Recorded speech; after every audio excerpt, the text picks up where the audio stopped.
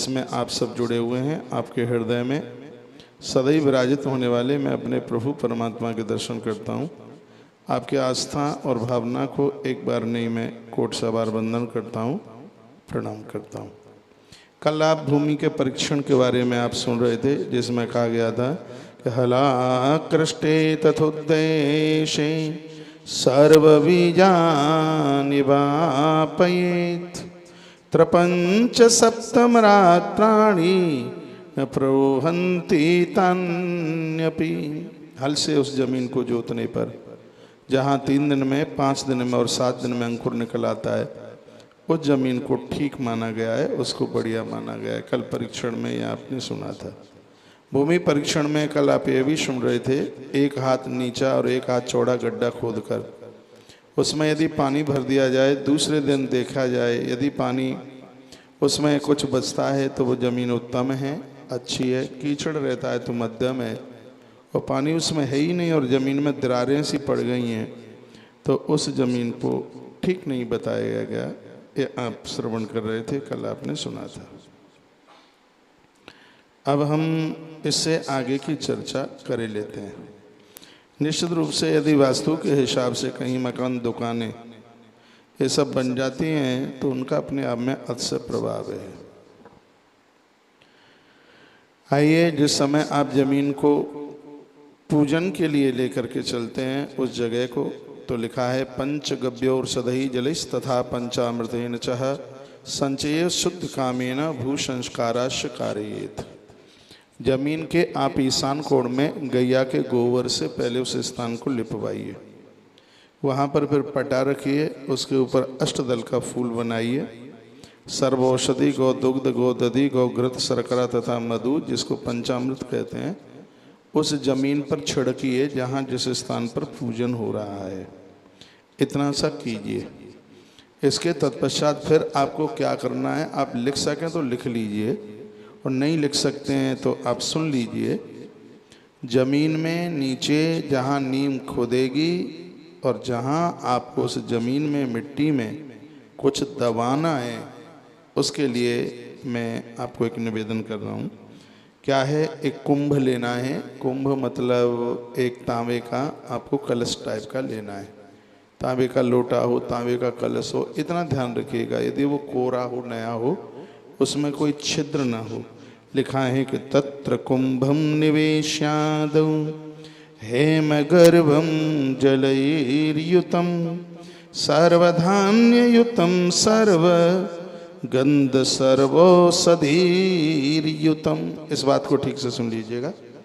तांबे का वह पूरा का पूरा कलश होगा और उसमें पूरा का पूरा उसको जल से भरिए। उसमें एक सिक्का डालिए और 7 धान्य डालिए। 7 तरह का अन्न होता है ना, उस 7 प्रकार के अन्न को उसके अंदर डालिए, लोटे के अंदर। पुष्पान्वितम रक्तवर्णम सवस्त्रम मंत्र मंत्रितम, ध्यान से सुनिएगा। उसमें फूल डालिए, एक सिक्का डालिए, साबुत हल्दी डालिए। उसमें हल्दी बिल्कुल एकदम साबुत हो, साबुत हल्दी उसमें आप डालें। सुपारी डालें उसी लोटे में, सुपारी भी उसमें डालिए। हल्दी तो उसमें डालनी है।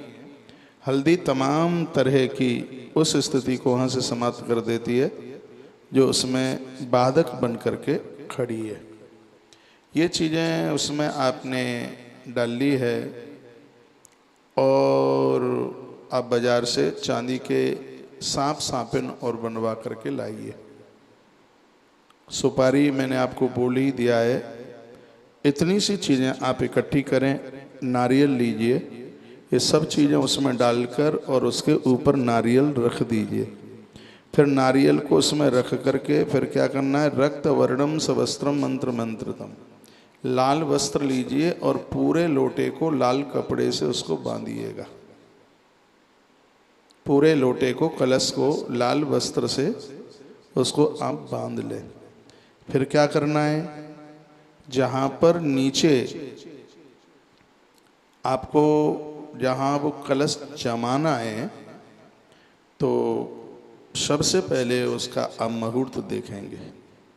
कौन से मुहूर्त में किस प्रकार से वो जमाने तक मैं पहुंचूंगा, उससे पहले कुछ बातें हैं वो सुन लीजिए। किसी पंडित जी महाराज के द्वारा विद्वान ब्राह्मण के द्वारा अपना चंद्रमा दिखवाएं, ये लिखने के लायक बात होगी। चंद्रमा आपके सन्मुख ना हो, चंद्रमा आपकी पीठ के पीछे भी ना हो। इस भूमि पूजन के समय पर चंद्रमा या तो आपके दक्षिण तरफ हो या आपके बाईं तरफ हो, सामने और पीछे का चंद्रमा ठीक नहीं है। लिखा है ग्रह चंद्रे सम्मुखस्ते पृष्ठस्ते न शुभम ग्रहम वाम दक्षिण गचंद्र प्रशस्तो वास्तु कर्मणि। इस वास्तु पूजन में औरों को भी बता दीजिएगा जिनको जानकारी नहीं है, और यह आप बहुत ज़्यादा जरूर दिखवाएं पूजन करने से पहले। जिस दिन आप मुहूर्त निकाल रहे हैं, इतना सा ध्यान रखिएगा आपका चंद्रमा ना तो आगे पड़ रहा हो और ना पीछे पड़ रहा हो, ना सामने ना पृष्ठ में पीछे।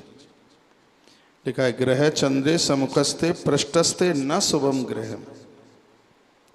चंद्रमा आगे है, सन्मुख है, पीछे है, तो लिखा है न शुभम ग्रहम। वह घर बनाने के वास्तु पूजन में नींव का जिस दिन आप पूजन कर रहे हैं, भूमि पूजन कर रहे हैं, वो उसमें बिल्कुल शुभ नहीं है। वाम दक्षिण गाह चंद्र प्रशस्तो वास्तु कर्मणि।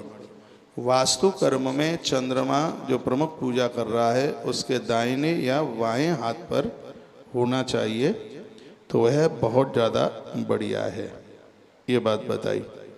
फिर कहा यदि आप दिन लिख सकें तो दिन लिख लीजिए। जिस दिन आप नीम का काम रख रहे हैं उसमें सोमवार, बुधवार, गुरुवार और शुक्रवार। जिस ग्रंथ से मैं आपको निवेदन कर रहा हूँ, अभी मैं आपको नक्षत्र भी बताऊंगा, लेकिन ये दिन आप जरूर लिख लीजिएगा। दिन का बहुत बड़ा असर पड़ता है, बहुत बड़ा प्रभाव पड़ता है। उसमें देखें, लिख लें आप सोमवार, बुधवार, गुरुवार और शुक्रवार भूमि पूजन के यही दिन है। भूल करके भी मंगलवार को फावड़ा मत लगा देना जमीन में। मंगलवार को धरती माता सोती है, खुदाई नहीं करते। एक बात और मुझसे कल छूट गई है, भूमि परीक्षण में जिस जमीन से मिट्टी उठा ली गई है, जिस प्लॉट में से जिसने जमीन बेची है, उस जमीन में से उसने मिट्टी उठा करके विक्रय कर दिया है, उस स्थान पर गड्ढा हो गया है, उसकी प्रमुख मिट्टी को ही उठा करके बेच दिया गया है। ऐसा प्लॉट गृह निर्माण में ज़्यादा शुभ नहीं होता। भले ही ऊपर से आप उसमें मिट्टी भरवा दें, वो तो भरवाना ही पड़ेगा, लेकिन जिस व्यक्ति ने जमीन बेचने से पहले उस प्लॉट की जमीन में से, उस प्लॉट में से मिट्टी उठा करके बेच दी है और वहाँ गर्त हो गया है, वहाँ गड्ढा हो गया है, तो वह जमीन ज़्यादा शुभ नहीं है क्रय करने वाले लोगों के लिए। विशेष रूप से वहाँ भवन बनाया जाए उसके लिए। कभी आप सोचते हैं नीचे तो बेसमेंट ही बनाना है, ये ठीक है, ये खुद ही खुदाई मिल गई है। जो एक कोई प्रमुख बातें हैं वो मिट्टी के साथ ही चली जाती हैं। इसलिए तो कोई तो बात होगी कि भगवान मत्स्य भगवान ने इस बात की भी जानकारी दी है, नॉलेज दी है। सोम, बुध, गुरु और शुक्र, मंगलवार को धरती माता सोती है। वृक्षारोपण का भी आप कोई काम कर रहे हैं तो उसमें खुदाई तो होती है, उसमें मंगल को आप बचाएं। आप कुआं खोदते हैं, समरसेबल बोरिंग करते हैं, कोई भी यदि कोई खुदाई का काम है, इतना बड़ा आश्रम और मठ का काम चल रहा है, मंगलवार को खुदाई नहीं होती, धरती माँ उस दिन सोती है। तो ये दिन मैंने आपके बीच में रखे हैं, याद रखिएगा। अब कुछ नक्षत्र हैं, एक नाम के लोग तो बहुत मिल जाते हैं, उसमें नक्षत्र को देखा जाता है। यद्यपि ग्रह के आरंभ में रोहिणी, मृगशिरा, पुख्य, हस्त, चित्रा, स्वाति, अनुराधा, उत्तरा फाल्गुनी, उत्तराषाढ़, उत्तरा भाद्रपद, इन नक्षत्रों में भूमि पूजन करेंगे तो वह अपने आप में बहुत ही ज़्यादा शुभ होगा। एक बहुत प्रमुख बात मैं आपको बता रहा हूँ, इसके लिए आप कागज़ कलम निकाल लें। आपके पास ऐसा प्लॉट है जिसका दरवाज़ा पूरब या पश्चिम में ही करना है, तो इन नक्षत्रों में यदि भूमि पूजन किया जाए, गृह आरंभ कार्य किया जावे, तो वहाँ इधर दरवाज़ा निकालने में, प्रमुख दरवाज़ा निकालने में कोई दोष नहीं लगता। ये बहुत मोस्ट बात है आज के प्रोग्राम की, ये आप लिख लीजिएगा। जो मैं आपके अभी सामने बात कर रहा हूँ, पूर्व और पश्चिम में आपको मुख्य द्वार निकालना है, तो इन नक्षत्रों का ध्यान रखिएगा। इन नक्षत्रों में यदि आपने गृह आरंभ काम कराया है, तो पूर्व और पश्चिम के प्रमुख गेट आपके परिवार के लिए बहुत ज़्यादा फायदेमंद होंगे। उन नक्षत्रों का नाम है उत्तरा फाल्गुनी, हस्त, चित्रा, स्वाति, धनिष्ठा, शतविषा और रेवती। ये नक्षत्र हैं। पूर्व और पश्चिम में आपको दरवाजा करना है, प्रमुख गेट करना है, तो उत्तरा फाल्गुनी, हस्त, चित्रा, स्वाति, धनिष्ठा, शतविषा और रेवती, ये नक्षत्र बहुत ज़्यादा शुभ है। इसके लिए बहुत प्लॉट ऐसे होते हैं कि जहाँ उत्तर या दक्षिण में उनका मुख करना ही होता है। 1% भी दोष नहीं है, ये हम बहुत प्रमाण के साथ कह रहे हैं बात। दक्षिण में आप गेट करते हैं या उत्तर में करते हैं, भूमि पूजन में इन नक्षत्रों का ध्यान रखिएगा। ये मैं आपको लिखाई देता हूँ, वो नक्षत्र मैं आपको लिखा रहा हूँ। बिना बहम के, बिना दिक्कत के, बिना परेशानी के, बिना टेंशन के आप दक्षिण में भी अपने मकान का गेट कर सकते हैं और उत्तर में भी कर सकते हैं। बस इन नक्षत्रों में पूजन कीजिएगा। जिनकी बिल्डिंगें पुरानी हैं, मकान जिनके पुराने हैं और दक्षिण में उनका मुख है, लोग कहते हैं कि तुम्हारे मकान का मुख ठीक नहीं है, दक्षिण में है, तो वह भी कृपया ये नक्षत्र लिख लें। इन नक्षत्रों में यदि एक काम हो जाए, कहीं भी मकान में तुम्हें किधर से भी तोड़ा फोड़ी नहीं करनी पड़ेगी, आपके घर का वास्तु शांत हो जाएगा, ठीक हो जाएगा। तो स्पष्ट लिखा है कि उत्तर या दक्षिण दिशा में द्वार आपको करना है, प्रमुख दरवाजा करना है। तो उस भवन के शुभता के लिए नक्षत्र कौन कौन से हैं लिखा है। रोहिणी, मृगशिरा, पुख्य, उत्तराषाढ़ और अनुराधा। जो लोग मकान बनाने की तैयारी में हैं, भवन बनाने की तैयारी में हैं, वो तो यह प्रोग्राम जरूर सुने। आपके पास एक ऐसा प्लॉट है जिसका प्रमुख दरवाज़ा उत्तर या दक्षिण में ही करना है और वहाँ कोई दूसरी रूपरेखा ही नहीं है, तो दक्षिण का दरवाज़ा इस मकान के लिए इतना शुभ होगा यदि इस प्लॉट का भूमि पूजन इन नक्षत्रों में हो जाए। उस दिन ये नक्षत्र पड़े, कौन कौन से? रोहिणी, मृगशिरा, पुख्य, उत्तराषाढ़ और अनुराधा। इनमें से कोई भी एक नक्षत्र उस दिन पड़ जाए और उस नक्षत्र में सोमवार, बुधवार, गुरुवार और शुक्रवार, इनमें से कोई एक दिन पड़ जाए, तो उस दिन का ये भूमि पूजन दक्षिण की तरफ भी आप दरवाज़ा कर देते हैं या उत्तर की तरफ भी आप मकान का दरवाज़ा कर देते हैं, तो शुभ नहीं, वो आपके लिए अति शुभ होगा, बहुत ठीक होगा, बहुत ही ज़्यादा बढ़िया होगा।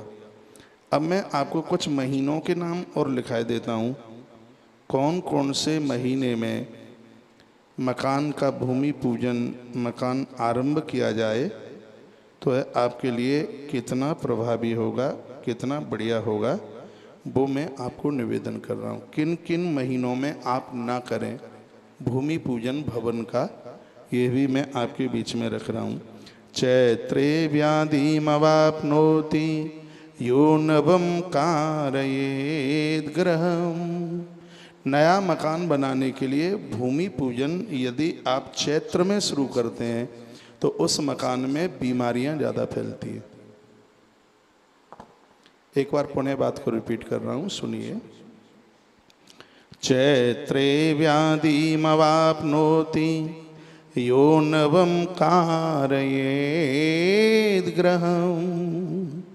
नया भवन बनाने के लिए, नया मकान बनाने के लिए यदि आप चैत्र के महीने में अपने भवन का भूमि पूजन करते हैं तो उस घर में बीमारियां ज़्यादा फैलेंगी। ऐसा वास्तु शास्त्र कहता है, ऐसा हमारा ग्रंथ कहता है। चैत्रे व्याधि मवाप्नोति यो नवम कार्येद गृहम्। और ये ठीक भी नहीं है कि घर में लोग बीमार, कभी ऐसा होता है घर के बाहर लोग ठीक होते हैं और घर में अंदर प्रवेश करते ही मस्तिष्क भारी हो जाता है, चिड़चिड़ापन हो जाता है, ऐसी और तमाम दिक्कतें हो जाती हैं। आप यदि ठीक से सुन रहे हैं तो ये मेरी कही गई बातें आपकी समझ में ज़रूर आ रही होंगी और इसमें एक भी बात छोड़ने के लायक नहीं है, एक एक पॉइंट लिखने वाला है। और मैं रोज़ ये बात बोले देता हूँ, आपसे कई हजार रुपया लेने के बाद भी वास्तु के जानकार लोग ये बातें आपको नहीं बताएंगे जो यहाँ से मैं आपको निवेदन कर रहा हूँ। कौन से महीने में आपको अपने भवन का भूमि पूजन करना है ये आप नोट कर लीजिए। चैत्रे व्याधिमवाप्नोति यो नवम कारयेद गृहम्। चैत्र के महीने में नए मकान का भूमि पूजन करने से उस घर में व्याधियां रहती हैं, उस घर में बीमारियां रहती हैं। ये रहा चैत्र। चैत्र के बाद आता है बैसाख। अब बैसाख में देखते हैं कैसा रहेगा मकान।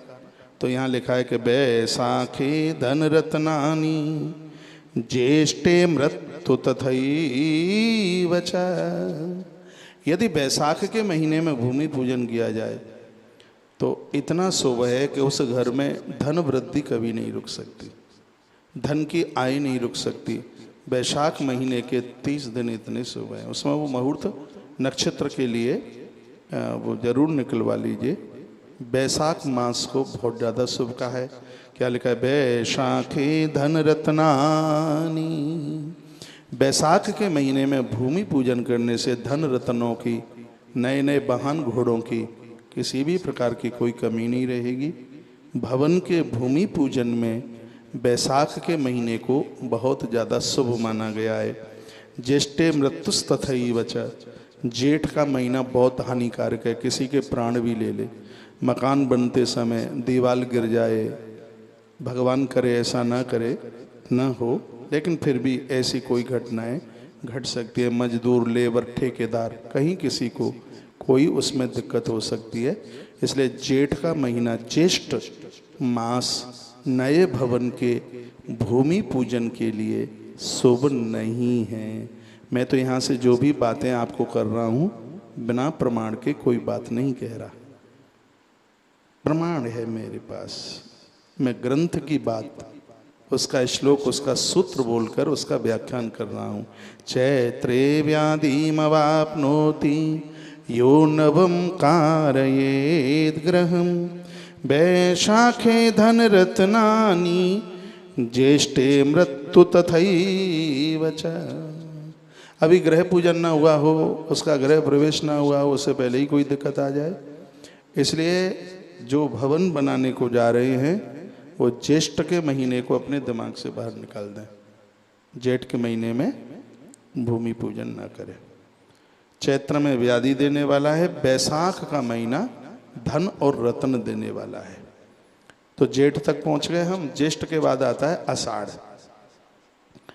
आषाढ़ के महीने में कैसा रहेगा आइए देखते हैं। आषाढ़े भृत्य रत्नानि पशु वर्जमवाप्नुयात्। आषाढ़ का महीना बहुत शुभ है। आषाढ़ के महीने में यदि भवन का भूमि पूजन किया जाए तो आपके पास नौकर चाकरों की कमी नहीं रहेगी, धन संपदा की कमी नहीं रहेगी। और जो मकान आपने शुरू किया है जब तक वो पूरा नहीं हो जाएगा तब तक वो रुकेगा नहीं। भगवान की कृपा से कहीं न कहीं से धन आ ही जाएगा।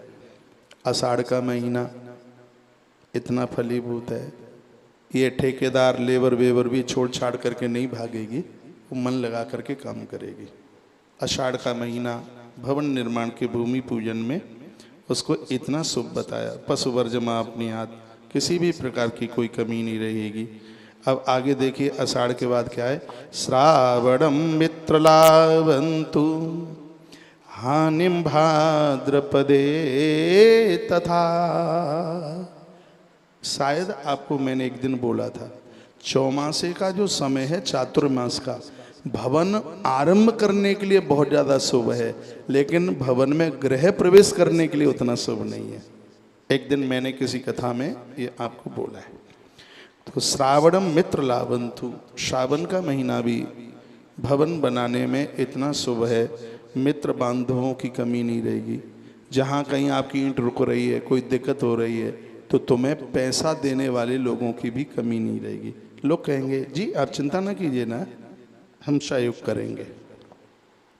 सावन का महीना भवन निर्माण के आरंभ में इतना बढ़िया है। हानिम भाद्र पदे तथा, भादों का महीना ठीक है, लेकिन कमी इतनी है, लेबर पैसा लेके चली जाएगी, ठेकेदार पैसा लेके चला जाएगा, ढूंढने से नहीं मिलेगा। वैसे शुभ है, भादों का महीना शुभ है, दिक्कत इतनी सी है, इसमें काम करने वाले लोग आपको परेशान करेंगे, आपसे पैसा ले जाएंगे, समय पर आपको काम करके नहीं देंगे, वो लेट हो जाएगा, वो विलम्ब हो जाएगा। महीना बढ़िया है भूमि पूजन के लिए, लेकिन उसमें जो एक न्यूनता है, उसमें जो एक कमी है, वो इतनी सी है, लेबर वर्ग के लोग या ठेकेदार लोग परेशान कर देंगे।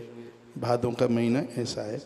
क्या आप मुझे बता पाएंगे यहाँ से कही गई बातें क्या समझ में आ रही होंगी? हैं? आप समझ पा रहे होंगे? मैं आधी रात को आपको बैठाई हूँ, आपको जगा रहा हूँ, तो बात तो समझ में आनी चाहिए। अषाढ़े भृत्य रत्नानि पशुवर्जमवाप्नुयात् श्रावणं मित्रलावन्तु हानिं भाद्रपदे तथा। आषाढ़ बढ़िया है, सावन बढ़िया है, भादों में इतनी सी कमी है, लेबर लोग ठेकेदार लोग इस समय से काम करके नहीं देंगे, पैसा ले जाएंगे, मटर गश्ती करेंगे, आनाकानी करेंगे, तुम्हारा दिमाग खराब करेंगे। बस इसमें इतना सा ही दोष है, और सब ठीक है। और युद्धम चैवास्वनेमासी, अश्वनी, अश्वनी कहते हैं क्वार, क्वार के महीने में आपने भवन का निर्माण किया है, तो कमी इतनी सी है, उस घर में रहने वाले लोग लड़ेंगे, देवरानी जेठरानी में लड़ाई होगी, बाप बेटे में, सासू और बहू में, बात ही बात में आपस में झगड़ा कर लें, लड़ लें। हाँ दिन में लड़ेंगे, शाम तक कंप्रोमाइजन भी होगा, लेकिन वो भी तो ठीक नहीं है जहाँ हर रोज़ लड़ाई हो, चिड़चिड़ापन हो। तो क्वार के महीने में, अश्वनी मास जिसे बोलते हैं, तो उसकी फलश्रुति ये है। क्वार के महीने में स्पष्ट लिखा है युद्धम चैवास्वनेमासी, ये घर में रहने वाले लोग आपस में कलह करते हैं, झगड़ा करते हैं। तो इस महीने में यह कमी है। कार्तिके धन धान्य कम, कार्तिक के महीने में आप भवन का निर्माण करते हैं, धन धान्य की कोई कमी नहीं रहेगी। कार्तिक का महीना भवन निर्माण के आरंभ में उसको इतना शुभ माना गया है, इतना पावन माना गया है। परिवार में पूजा पाठ, संत महापुरुषों का आगमन, अखंड रामायण और भी ऐसी तमाम चीज़ें हैं। आपके घर में बड़े मंगलमय चिन्ह, शुभ कारक, बच्चों का विवाह समय पर हो रहा है, घर में सब आनंद हो रहा है, कीर्तन कहीं हो रहा है, कहीं मांगलिक कार्य हो रहा है। सीधी सी बात है कि कार्तिक के महीने में जिस भवन निर्माण का भूमि पूजन हुआ है, वहाँ आने वाले रिश्तेदारों का तांता लगा रहता है आपको आशीर्वाद देने के लिए। आपके सभी रिश्तेदार, मित्र बांधव, गुरुजन लोग सब दौड़े दौड़े चल करके आते हैं। मुझे बहुत बढ़िया लगता है कार्तिक का महीना, तो उसकी ये फलश्रुति है। कार्तिक का महीना बहुत भारी शुभ है, इसके लिए कहा गया कि कार्तिके धन धान्यकम, धन धान्य से भरा हुआ यह महीना है कार्तिक। युद्धम चैवास्वनेमासी कार्तिके धन धान्यकम धन वृद्धि मार्गशीर्षे, मार्गशीर्ष कहते हैं अगहन का महीना, जो कार्तिक के बाद आता है, अगहन का महीना, धन वृद्धि, आप अचंभित हो जाएंगे अगेन के महीने में यदि आपने भवन का भूमि पूजन किया है। आप ये कहेंगे पैसा आ कहाँ से रहा है? मैंने तो नीम लगाई थी, ईंट लगाई थी, तब तो मेरे पास कोई व्यवस्था ही नहीं थी। क्योंकि इस महीने में भगवान राम जी का विवाह महोत्सव है, जानकी माई की विवाह की तारीख है, अगेन का महीना है। भवन निर्माण के भूमि पूजन के लिए बहुत बढ़िया है, जिसमें जिस भवन में मकान में धन की वृद्धि ही होती रहेगी, ऐसा अगहन का महीना है। और फूसे तस्कर तो भयम, फूस का महीना, उसमें अग्नि प्रकोप, डाकुओं की चोरी डकैती, ताला टूटना, ये सब चीज़ें हैं फूस के महीने में। तो फूस के महीने में आप कोई भी गृह प्रवेश ना कीजिएगा, उसमें उसको बिल्कुल अलग माना गया है, अलग कर दिया है। फूस का महीना भले ही आप कितनी भी जल्दी में हो, लेकिन उसमें नहीं आप करें। माघे त्वन अग्नि भयम, माघ का महीना हमारी और आपकी दृष्टि में बहुत बढ़िया होता है, पूजा पाठ का महीना है, लेकिन भवन के भूमि पूजन के लिए उसको ज़्यादा बढ़िया नहीं बताया गया माघ के महीने को। विद्या लक्ष्मी वृद्धिश्च फाल्गुन, फाल्गुन के महीने का जो भूमि पूजन है, इस घर में जन्म लेने वाले बच्चे विद्यावान होंगे, इस घर में रहने वाले लोग, उनका कारोबार बहुत बढ़िया चलेगा, अच्छा चलेगा। फाल्गुन के महीने की ये विशेषता है। होलिकाष्टक को बचा करके, क्योंकि जब फाल्गुन लास्ट में जब होली पड़ती है, आप होलिकाष्टक वो तो मुहूर्त दिखवाना ही है, उसमें तो आपको मुहूर्त भी देखना है, नक्षत्र भी देखना है और दिन भी देखना है। तो ये 12 महीनों की बात मैंने आपके बीच में ये रखी है। तो इस तरीके से एक बार पुनः रिपीट कर दूं मैं आपको, इन महीनों की बात कही गई है। चैत्र का महीना व्याधि रोग, वैशाख के महीने में धन रत्न की कोई कमी न रहे, ज्येष्ठ के महीने में मृत्युतुल्य कष्ट यदि भूमि पूजन करते हैं, आषाढ़ के महीने में, आषाढ़ का भी महीना ठीक है पर उतना ठीक नहीं है, सावन का बहुत बढ़िया है, श्रावण जो है उस पर आप टिक मार का लगा लीजिएगा। तो वैशाख का महीना बहुत ज़्यादा शुभ है, सावन का महीना बहुत ज़्यादा शुभ है, और कार्तिक का महीना बहुत ज़्यादा शुभ है, मार्गशीर्ष यानी अगहन का महीना बहुत ज़्यादा शुभ है, और फागुन का महीना भवन के भूमि पूजन के लिए बहुत ज़्यादा शुभ है। इन मुहूर्तों में जो कि आज आपके सामने दिन और नक्षत्र और उत्तर और दक्षिण में भी द्वार हो जाए भवन का, कोई दिक्कत नहीं है। यदि इन नक्षत्रों में भूमि पूजन हो जाए तो ये बातें आपके बीच में रखी गई हैं। आज की बात को मैं यहीं विराम दूंगा। अभी 11:15 बजेगा और ये आधे